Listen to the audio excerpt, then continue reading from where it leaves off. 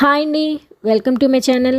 చాలామంది తల్లిదండ్రులు పిల్లలకి సిరప్ వేసే విషయాల్లో కొన్ని తప్పులు అనేవి చేస్తూ ఉంటారనమాట. సో ఆ తప్పులు చేయటం వల్ల మన పిల్లల ఆరోగ్యం అనేది మరింత చెడిపోయే ఛాన్స్ అనేది ఉందన్నమాట. మనం తెలిసి తెలియక చేసిన తప్పుల వల్ల మన పిల్లల ఆరోగ్యం అనేది చెడిపోతుందన్నమాట. చాలామంది సిరప్ వేసే విషయాల్లో స్పూన్తో వేస్తుంటారు. వాళ్ళు డ్రాపర్ ఇస్తారనమాట, అందులో ఉంటుంది సిరప్ బాక్స్లో. కానీ చాలామంది స్పూన్తో వేసేస్తారు ఈజీగా ఉందని. కాదండి, డ్రాపర్తోనే వేయాలి. ఆ డ్రాపర్ అనేది అంటే ఎంత ఎంఎల్ అనేది మనకి చెప్తారు కదా. సో ఆ ఎంఎల్ అనేది కరెక్ట్గా డ్రాపర్తోనే వస్తుందన్నమాట.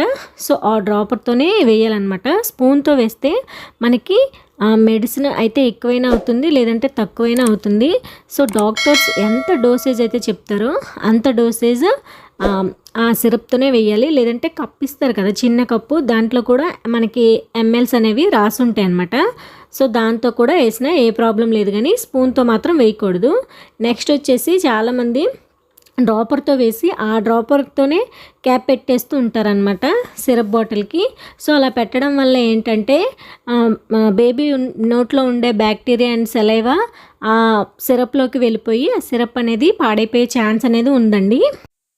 నెక్స్ట్ ఆ డ్రాపర్తో మెడిసిన్ వేసేసాక ఆ డ్రాపర్ అనేది వేడి నీళ్ళతో క్లీన్ చేసుకొని నీట్గా ఉంచుకోవాలండి. నెక్స్ట్ మెడిసిన్ వేసిన తర్వాత బేబీకి కొద్దిగా, చాలా అంటే చాలా కొద్దిగా వాటర్ అనేది తాగించాలండి. ఇలా తాగించడం వల్ల ఏంటంటే బేబీ పళ్ళు అనేవి పుచ్చిపోకుండా ఉంటాయండి. ఎప్పుడు సిరప్ పట్టినా సరే కొద్దిగా వాటర్ అనేది మనం తాగించాలన్నమాట. ఇలా చేస్తే పళ్ళు అనేవి పుచ్చిపోకుండా ఉంటాయి. నెక్స్ట్ వచ్చేసి బేబీకి హెల్త్ పాడైనప్పుడు డాక్టర్స్ దగ్గరికి వెళ్తే మెడిసిన్ ఇస్తారు కదా. నెక్స్ట్ టైం సేమ్ అదే ప్రాబ్లం వస్తే సేమ్ అదే మెడిసిన్ అనేది యూజ్ చేస్తూ ఉంటారనమాట.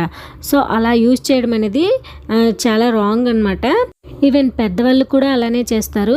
కానీ చిన్నపిల్లలు కనుక ఎంతో జాగ్రత్తగా ఉండాలి కనుక సో ఒక్కసారి ఇచ్చిన మెడిసిన్ పదే పదే వాడడం అనేది చేయకూడదు అనమాట. అన్నిసార్లు ఇది వర్కౌట్ కాకపోవచ్చు. సో డాక్టర్స్ దగ్గరికి వెళితే ఆ ప్రాబ్లం అనేది ఎక్కువగా ఉందో తక్కువగా ఉందో చూసి దాన్ని బట్టి మెడిసిన్ ఇస్తారనమాట.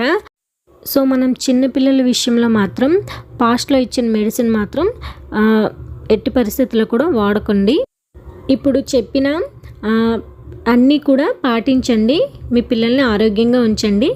ఇలాంటి మరిన్ని ఇంట్రెస్టింగ్ వీడియోస్ కోసం నా ఛానల్ని లైక్ చేయండి, కామెంట్ చేయండి, షేర్ చేయండి, సబ్స్క్రైబ్ చేసుకుని పక్కనే ఉన్న బెల్ ఐకాన్ని క్లిక్ చేయడం ద్వారా నేను చేసే ప్రతి వీడియో మీకు నోటిఫికేషన్ రూపంలో వస్తుంది.